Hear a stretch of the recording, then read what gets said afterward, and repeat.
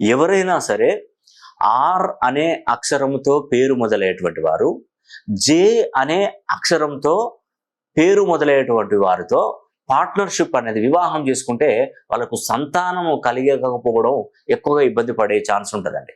సంతానంలో ఏదైనా ఒక సమస్య రావచ్చు. ఆర్ అనే అక్షరము, జే అనే అక్షరంతో వివాహం చేసుకుంటే సంతానం కలగకపోవడం ఒకటి. సంతానం ఒకవేళ కలిగినా కూడా వాళ్ళకు సంతానంలో ఏదైనా సమస్యలు తలెత్తే అవకాశాలు ఉంటాయి.